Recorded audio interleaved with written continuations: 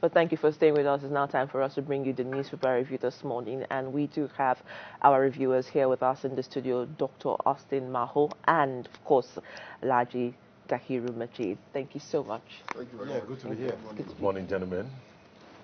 All right, so let's begin with our first paper this morning. We're going to be looking at a lot of stories, and Daily Times starts looting of foodstuff. Article warns on imminent disaster as Obi slams federal government over Ukraine's grain donation, and that's on page 5.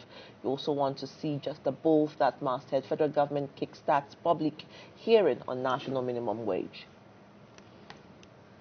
This Nigeria leads with the story. Oronsai report, fear grips federal civil servants over job loss as Labour proposes part-time for National Assembly members. Also, just below the masthead, warehouse looting criminal act, not hunger, says Minister of State Mahmood as FCTA to establish police posts in storerooms. And Daily Independent looks at the Ora Sanye report as well. This time they say Ora Sanye report execution, civil servants jittery over job loss, and that's the lead story. You also want to look at that story. Experts worry about looting occasioned by hardship, list solutions.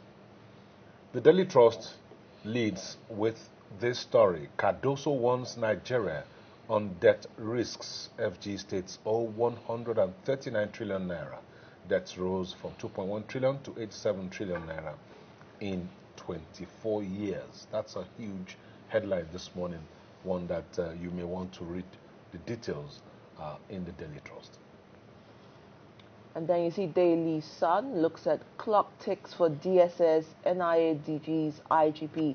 Police chief to retire this year, extended tenure of intelligence agencies heads under focus. You also want to look at that story. Headers kill soldier, injure another in Benue on page 4 and 5. The Nigerian pilot goes away from all of those and talks about the dollar, the economy now, how the dollar has been affecting the Nigerian economy. Reps seek arrest of Binance executives, say they failed to honor repeated invitations to appear before them, and their actions are an affront to the House of Representatives. And just below that picture there, you see the picture of the Speaker of the House of Reps. You see the headline, Governor Alia accused of mismanaging 46 billion naira Benue funds. So that story on security recovers 53 transformers looted in Kogi State. But Daily Asset, Buhari administration shared 30 trillion naira sold untapped crude oil, Motang, recklessly printed the naira. And that's the riding story. Rep small arrest warrant against Binance CEO for evading probe. NSA arrests 2 top officials. The Nigerian Express, agony of kidnapped victim. The kidnapper called my dad to inform him he wanted to marry me. He also sent him dowry. You'll find that story on page 3. An interesting one there, Wike should recognize my supervisory power over him, coming from Ireti Kingibe. Come on, that's well. Nigerian News Direct with Wigwe, nothing was impossible, and that's the lead, as there was a special broadcast for him yesterday. Gallons of tributes as Edun, Abiodun, Kadoso, CIBN, professionals hail Wigwe's fearless ambition. All the stories above say federal government to commence public hearing on minimum wage as well. Let's look at the New Telegraph now. Constable recruitment. Why Senate's resolution will give Kano 440 policemen, Lagos 200, Bayelsa 80. That story is on page 3 of the paper. And let's go right to the bottom of the page. Hardship. Obasanjo counsels youths against suicide. Blueprint, children dying of hunger, dehydration in Gaza, WHO, families eating leaves or animal feed. U.S. lament says women giving birth to malnourished babies without medical care. You also want to look at that story. Barred subscribers didn't get cleared, verified NIN, NCC. Let's go to the Guardian now. 198,432 pending court cases leave many in jail, businesses stranded. And of course, as usual, the Guardian gives you graphic details of a breakdown of the number of people in jail. Of course, you can look at the paper yourself and get the details of that.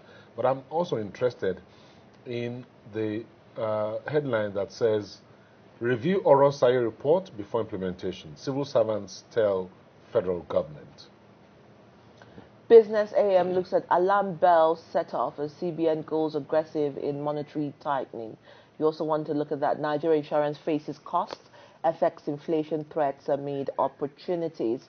You would also look at some other stories just at the front page. But let's come to our reviewers this morning. And perhaps we'll begin with the article's warning. Says article warns on imminent disasters of slams federal government on Ukraine's grains donation, which came up on page 5. We've seen a lot of back and forth of that social media yesterday and the day before. Let me come to you, Majid. I mean, I see you, this, would I say, chuckle, smile tucked in between your lips. But let me have your say on this, really. The back and forth between the opposition parties and their leadership, and of course the ruling party, is expected, is held in the democracy.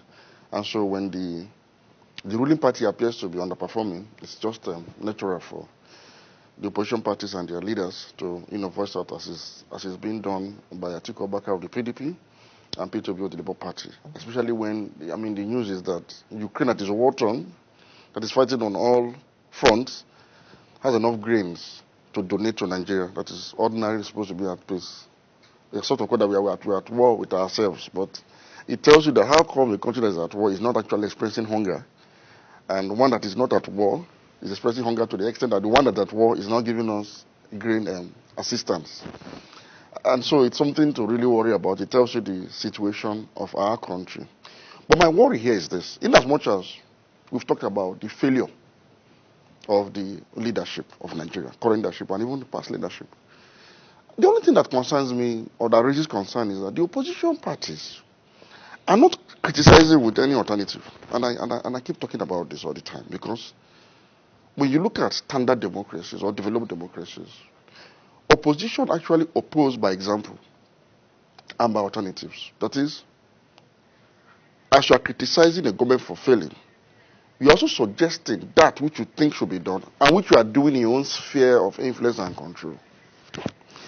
Again, it brings me back to the question of rethinking our political economics. The truth is, Atiku Abubakar, Peter Obi, and President Asiwaju Ahmed Bola Tinubu are sailing on the same boat of neoliberal capitalism. And so they have criticized the government for the widespread hunger and the fact that it will become a basket case of aid and assistance to the extent that a war-torn country like Ukraine is giving us grain. But there's a critical lesson from why this was possible in the first place, that both Atiku and Obi are not able to itemize properly.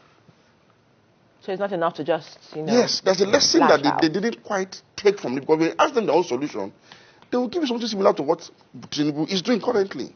So don't just tell me how not to do it. Show me how you think I should do it. The common lesson here is this.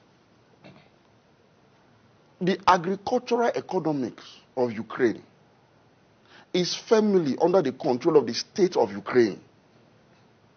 The government is directly in charge of the entire value chain of agriculture in Ukraine, particularly the export of wheat. Firmly. It's not a private sector dominated activity. It's a national asset that the government is doing as a business. And only government that does business can have this level of productivity in any sector it decides to invest in. And so, why hasn't this come to us as a shock therapy to say, look, what is the level of involvement of government, both at the subnational level and at the federal, at the central level, in agricultural productivity? And it is very low if you ask me. So it brings us back to this question of rescinding that obnoxious cliche of government having no business in business. The government of Ukraine is directly, hands and legs, involved in the business of agricultural production, particularly as it concerns wheat, which is a major earner of foreign exchange for that country. Okay. So it's a wheat superpower because of the government involvement. And government is serious about it. In Nigeria, it is not the case.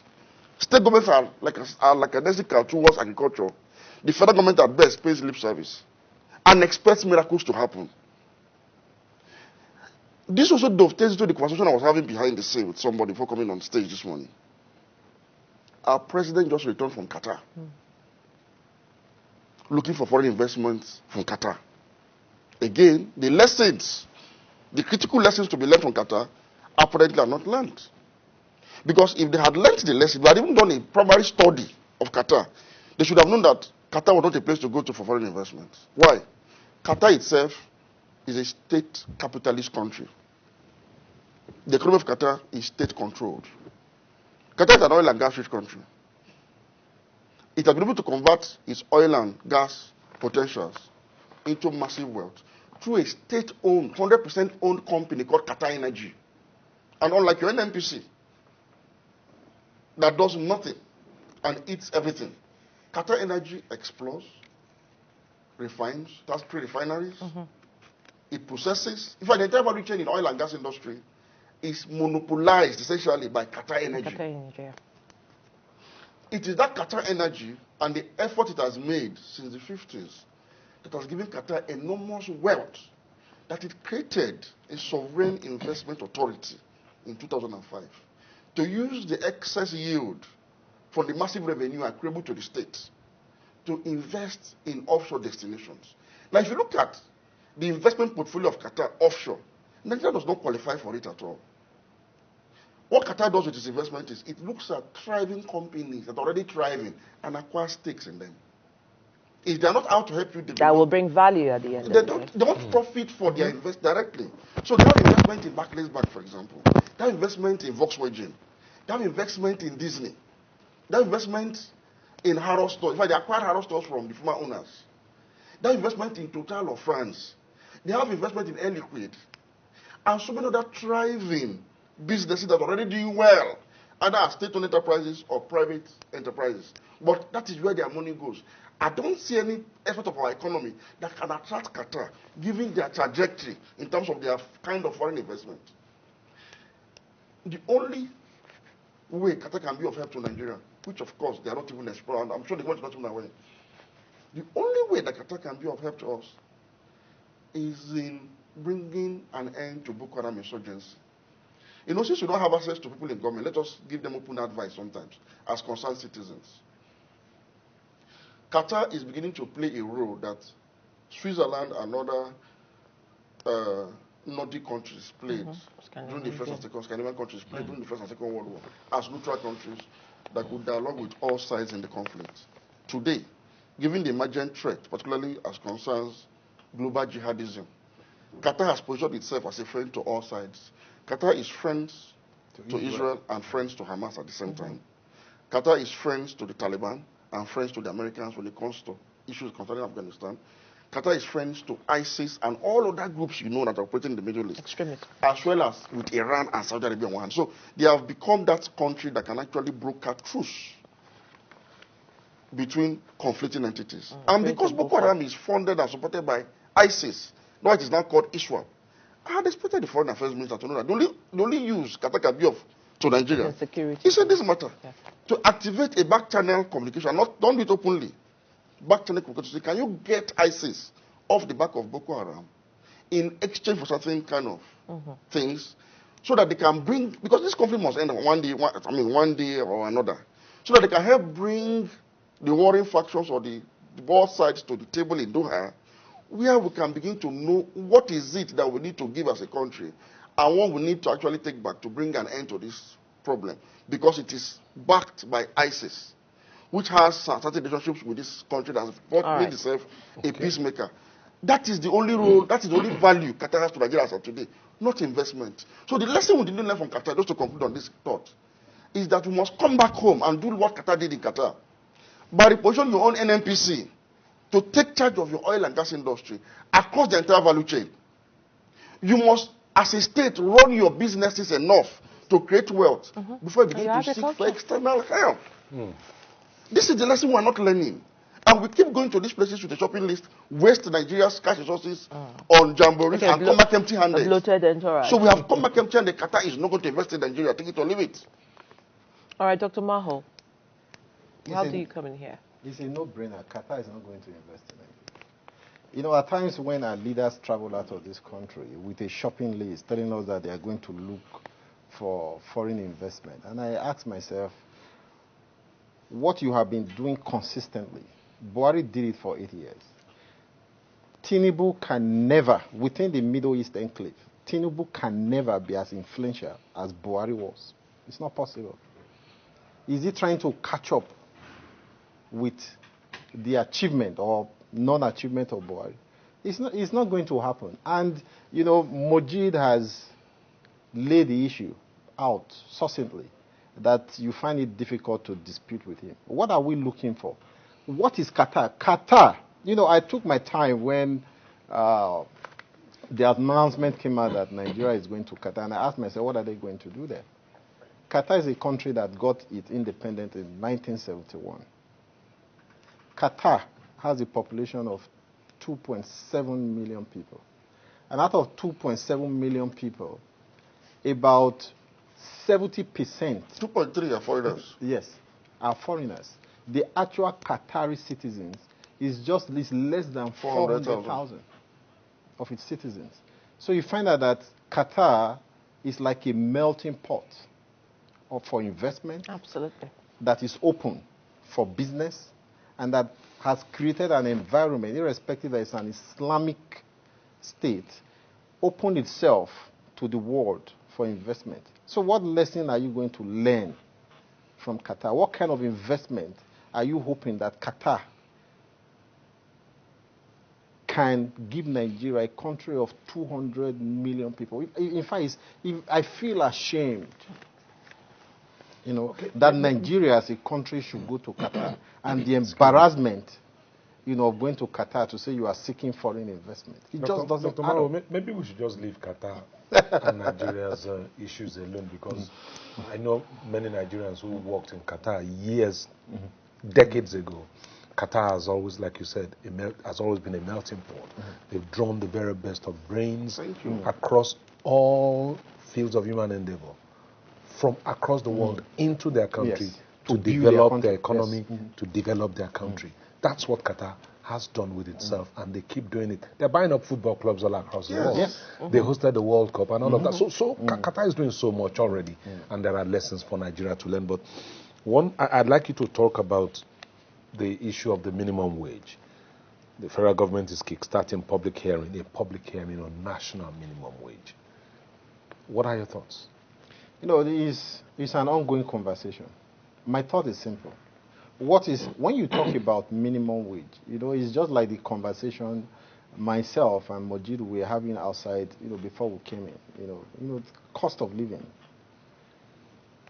You look at what is the ideal minimum wage. You have to measure it with cost of living. What is the ideal cost of living today in Nigeria of today, whereby you have 100,000 in your pocket and it cannot last you for 3 days? Because by the time you buy a bag of rice, for instance, you know, I find it unbelievable that a bag of rice can be 80,000 per bag. How can you be paying, as it is, your citizens 30,000 and a bag of rice is 80,000? It just doesn't add up. And at times when we talk about this thing, it's a no-brainer. When the federal government, and I keep on saying this, wanted to, you know, started the journey of this twin policy of fuel subsidy removal and floating of the naira, who did they consult with? They didn't consult with anybody. Then when it now comes to implementing a new minimum wage, you set up committees.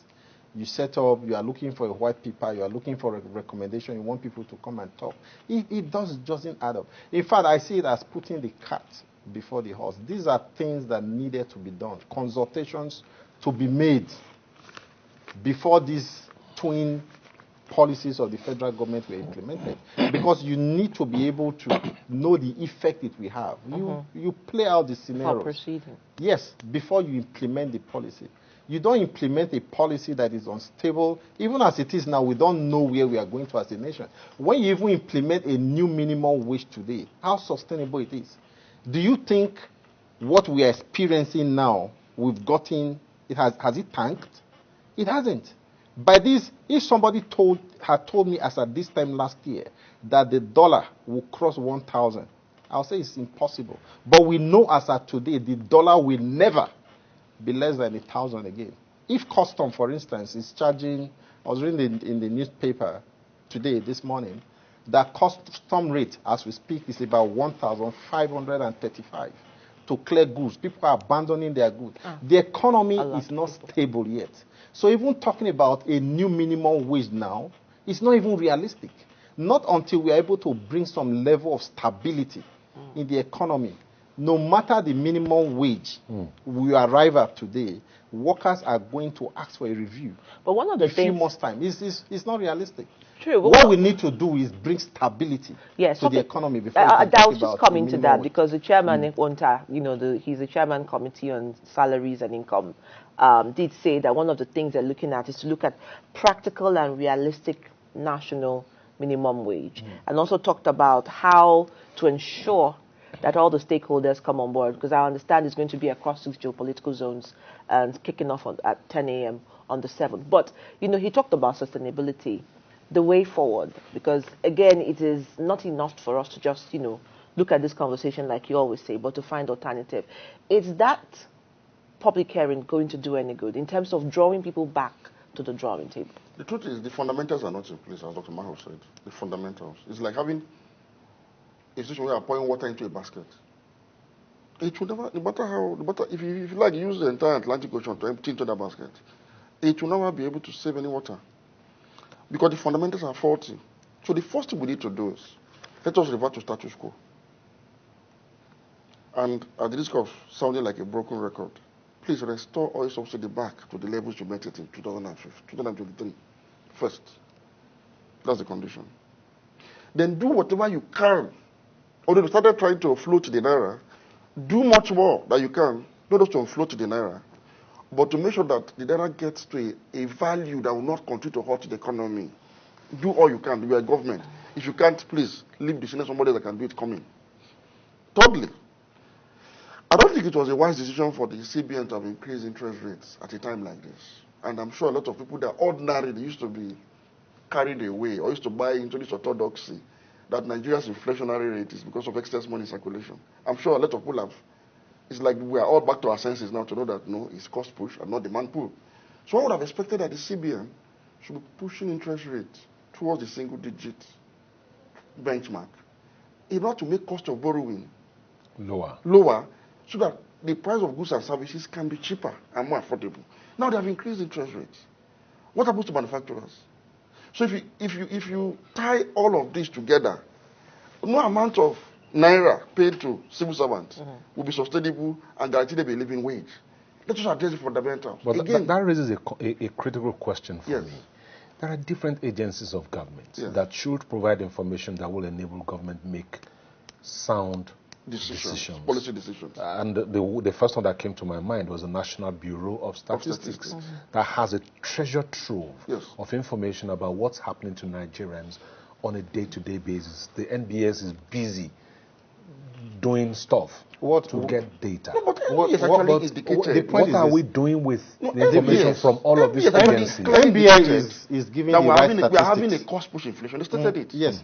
What the reaction is to me, the reaction of the CBN when it comes to monetary and policy is just knee-jerk. It's textbook.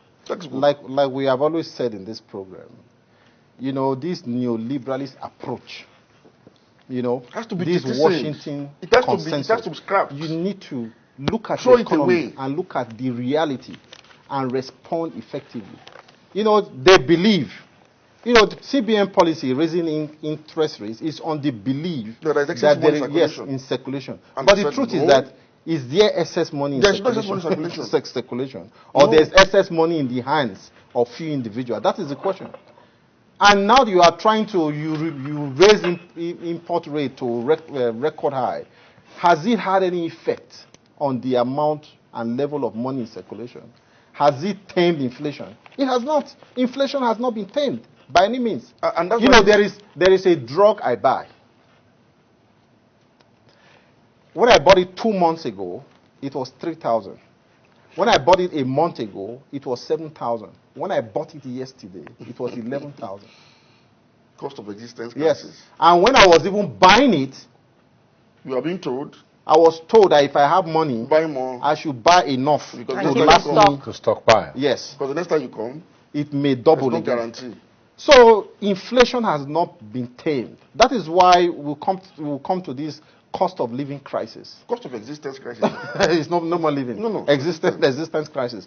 And this talk about minimum wage.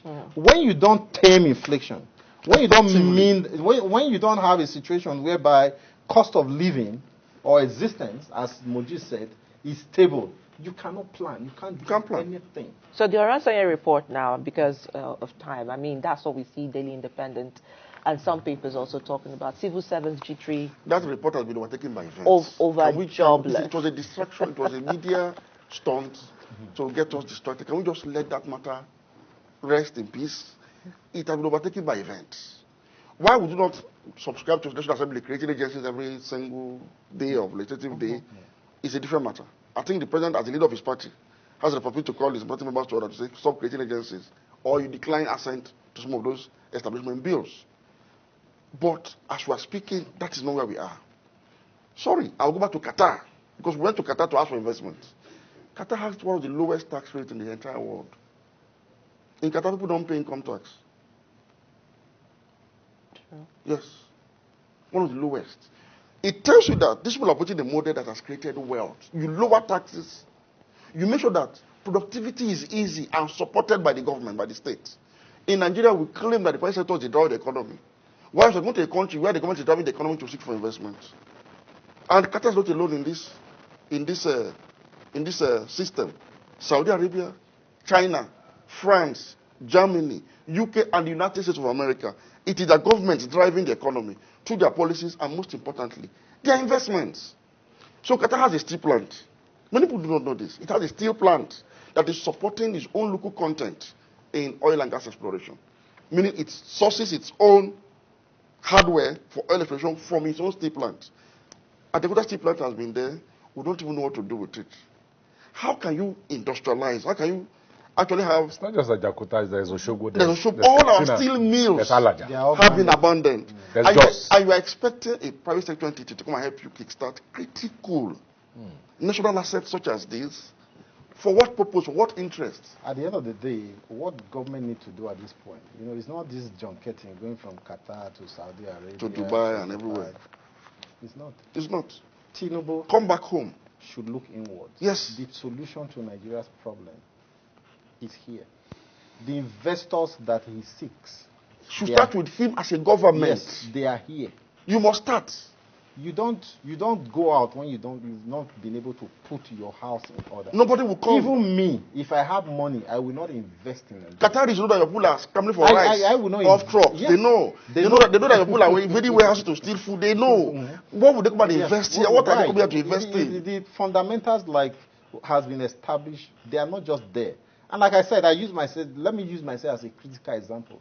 If I'm a Qatari, I will not come to Nigeria. Have you ever seen the Qatari in Nigeria outside their embassy?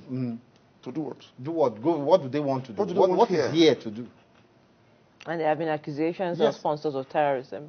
From. Don't time you see Qataris in Nigeria when they bring foundation money to build mosques and endow charities, Islamic charities. Look at Doha as the capital. I mean, the financial hub. It's a tourist site. Yes. With Corniche and all of those places. One would think that they would also look and listen and maybe perhaps get some level of evaluation in terms of cultural integration. And I saw Minister of Creative Economy saying there's a lot more to learn from Qatar and make Nigeria the capital. When we talk about make Nigeria the capital, Doha. I made a statement about Qatar gaining its independence in 1971. I feel shameful that a country of 200 million Nigerians, you are going to Qatar to learn a lesson. What lesson are you going to learn? Common sense. Qatar is being ruled by common sense. Yeah, that's applicable across the world. If we want to actually develop as a country, Tinubu needs to come back home. Roll up his Why? sleeves and Yes, walk. and get into the trench and walk. Tinubu as petroleum minister has not visited any refinery in Nigeria. Yes. In 9 Why? months. That's what I wanted to say. Not Why? one. Why is Dangote refinery not working? Why is Port Harcourt refinery that they told us will come on stream in December? Why is it not working? If Tinubu, those 2 days he went to spend In Qatar. he has gone to Port Harcourt Refinery, gone to Warri, gone to Kaduna. Yes, and ask them, ask the managers, the management of those refineries, why is it not working? What is happening? And proper solution. How do you expect Nigeria to is develop more without, effective without energy, security. security and sustainability? Gentlemen, I must ask you to hold on now, because I'd like us to talk about the alarm that Olayemi Cardoso, the CBN governor, blew, warning Nigeria on debt risks, saying that the federal government and the states owe a collective 139 trillion naira, and that the debts rose from 2.1 trillion to 87 trillion in just 24 years. Ebokunle, you're a student of language, linguistics. I know. You are a veteran. So I'm sure literature is something that is at your fingertips. And one of the most common literary works that is widely read in Nigeria is Things Fall Apart. Go to Things Fall Apart. The solution to this question you're asking me is there.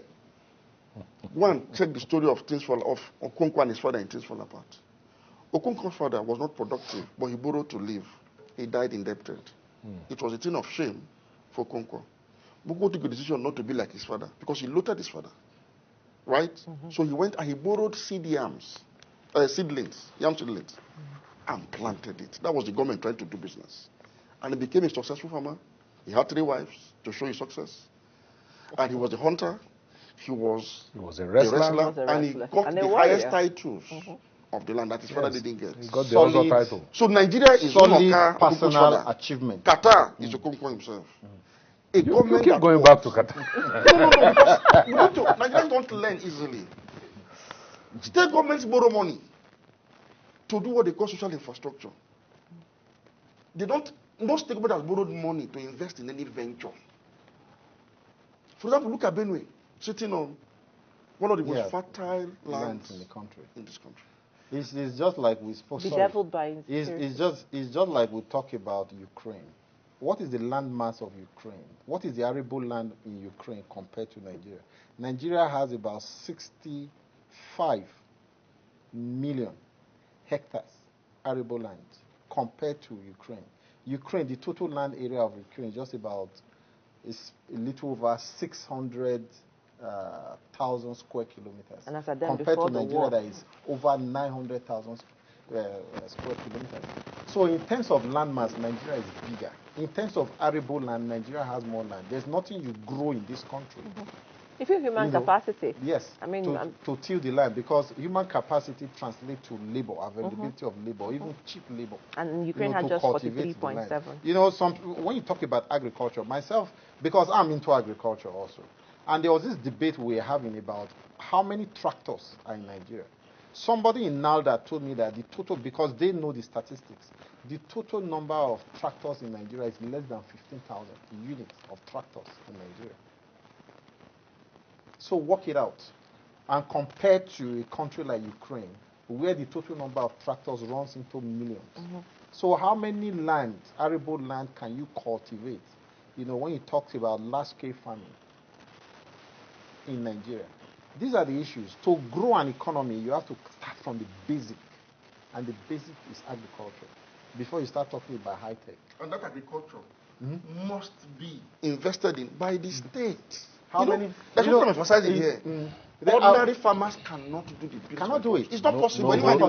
Because the government must be involved. Government must be involved in full investment. Especially states that have agricultural endowments. I'm talking about state that has agricultural environment. We are all here during the attempt to actually grow the Nigerian economy. I think it stopped during the Obasanjo regime. Obasanjo regime, through his need, seeds, and lease program, tried to create a system where each state of the federation should focus on crops where it has comparative advantage. What has happened to that? Every government comes trying to reinvent the wheel. not trying to sustain what previous administration has done. Even the Obasanjo government tried to look into the future, with its vision 2020, vision this, vision that. We've had no vision. A people without a vision perishes. And that is what is happening to Nigeria today. We don't have a vision. Visionless leadership. If you ask me today, what is the trajectory of Nigeria? Where do we hope to be? What is the program of the Tinubu administration? Apart from putting his two sons ahead of protocol lists in Qatar, as if we are in a monarchical democracy. What are your programs? What's the vision? Where do we hope to be as a country next year, next 5 years, at the end of your administration? Where do we hope to be? What is the vision for Nigeria in the next 10 years? We don't have a vision. We don't even know where we are going to. No, we are not planning. The vision is 2027 election. Yes. Look at the Benue I've been referring to. What is used out of Benue? The fight for the soul of Benue between the Governor Ferrer Fadalia, and the SGF. That is the use from Benue. You're not hearing news that the state government has procured tractors in thousands using its monetary allocation to cultivate the land of Benue so that they can actually feed Nigeria and export and earn foreign exchange. You see, when you talk about foreign investment, sometimes I just chuckle. We need to change the entire fundamentals of our economics. Now we are in debt. We borrow money to do things that we're not supposed to do with them and hope that foreign investors will come, invest in Nigeria and pay you tax. But forget something. What is driving the entire expenditure in Nigeria is Nigeria's receipt from crude oil sales. That's all. So the foreign investor coming there is going to invest in the economy to target that revenue and repatriate it back home as profits. So at the end of the day, the major beneficiary of any foreign direct investment is the country of origin, not the country of destination. And that is why Qatar, I'll go back to Qatar. Qatar knows this. And what did Qatar do? They actually invested first with their own money through a disciplined leadership. In their own country. In their own country. They invested their own country. So that the monies or the revenues that are payable from oil and gas comes to the state fully. Or like what you have in Nigeria, when NNPC cannot operate its own oil wells. In fact, and depends on Shell like Chevron and Mobil to explore oil well for them. And they will tell you what they drilled and give you your own share. No. Qatar drills its own. So the money comes in. And they now understand that they need to be overseas investors. And when you talk about, so they went outside their shores to invest. And when you talk about foreign investment, are there no foreign investors in Nigeria? But they are leaving. Absolutely. I will be concerned as a government. Why did GSK leave? Why does the environment? So Nigeria should have. Why is most foreign investors leaving? Why do they want to leave? These are barometers for you to be able to. Others cannot come. They cannot. What the people say is Nigeria should have outgrown this syndrome, this dependency on foreign investments, to become an investor and overseas investor nation itself, because it's more profitable for us. That was why I was going to come to even productivity and production. I mean, a very big, for the want of not wanting to mention his name, beverage company will tell you that even when it comes down to tom-tom, production of tom-tom, Nigeria even imports eucalyptus oil, aniseed, glucose syrup. The tom-tom that you think is made in Nigeria. It's actually packaged in quote-unquote. I don't mention the brand name. You're mentioning the brand. I saw it made in Just call it candy. I saw it made on Nigerian car recently. I went to the car wash. I saw somebody packed, a made in Nigerian car. One of the made in Nigerian cars, one of the brands. There are many of them. Yeah. And so I would now ask the person, okay, how much anybody told me? So I wanted to inspect the car, so I opened the bonnet. And you know what I saw? The engine cover was written in Chinese. So that gives you an inkling into the fact that probably 80% of the component of the engine where it is coming from. Yes. Meaning China particularly assembled these parts and we brought it in and coupled it together as a car. So you discover that what you call made in Nigerian cars are not really made in Nigeria. They are assembled in Nigeria. The only local content are the staffs working there to assemble the parts together. That is why you discover that the people making more money from these so-called Nigerian-made cars are countries that manufacture these parts without a Jakarta steel plant, without a petrochemical plant up and running, Kaduna Petrochemical, Element Petrochemical, and other refineries. You cannot have local content Nigeria used to have drive battery manufacturing companies, Berek, Metropolitan Batteries in Ota. They had Michelin, Dunlop in Nigeria. We had so many companies, Ferrodo manufacturing brake pads, but brake lining. But they all left, and none of them here. None of them came back. operating. But This is what should concern us as a country. I agree with you, and I think that's a good place to leave it this morning. It's a very emotional topic for us, an emotional conversation, because we desire a better nation. We desire a better path, Nigeria, yes. a path to greater things for Nigeria. Certainly. Thank you very much, gentlemen. Thank you. Thank you very much. Thank you. It's always good having you. Thank And you the very much. energy. Yeah. The energy is always positive, always positive, always pro-Nigeria. Absolutely.